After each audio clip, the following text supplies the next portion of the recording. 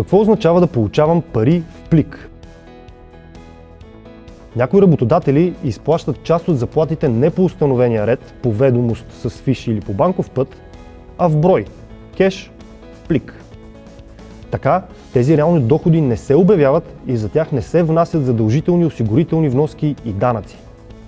НАП постановява, че в такива случаи обикновено става дума за трудови договори, които включват много по-ниски възнаграждения от реалната заплата, която получавате, и се декларира, че се полага труд на непълно работно време 4 часа. Какво губите, когато се съгласите да получавате в пари в плик? Вие се съгласявате да взимате по документи по-ниска заплата от действителната или да се документира, че работите на непълен работен ден.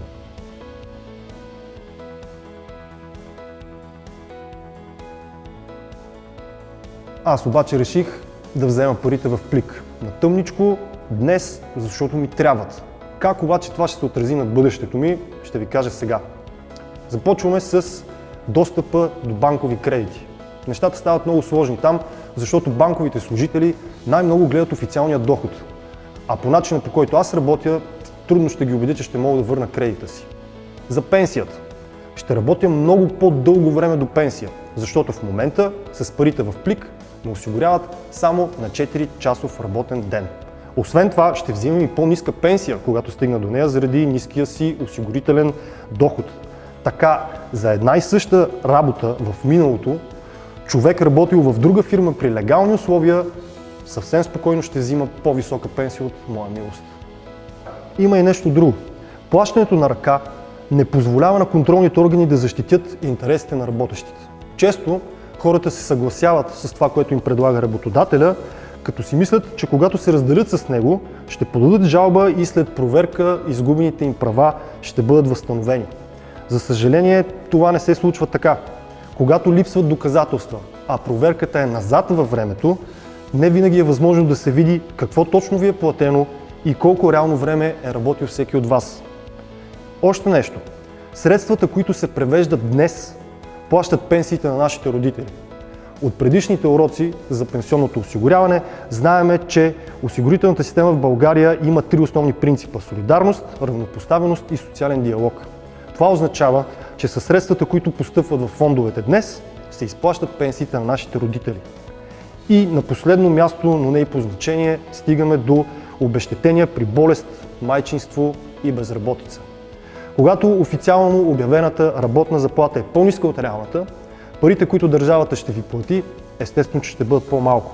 Това е така, защото обезщетението е свързано с заплатата, върху която са внасяни осигурителните вноски.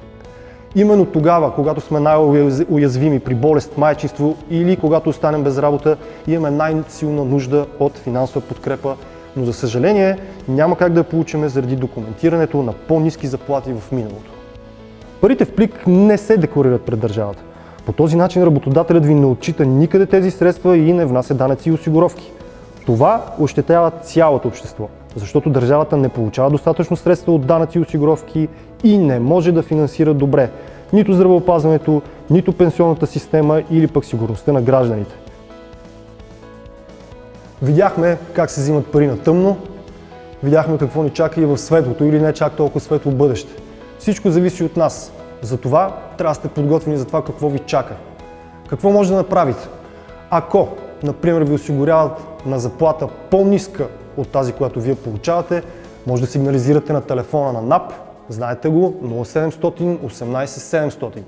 Ако работите без трудов договор, осигуряват ви на 4-часов работен ден, но всъщност работите много повече. Изобщо, ако условията ви на труд са нарушени, има и един друг телефон, който е 0700 17 670. Това е телефона на инспекцията по труда.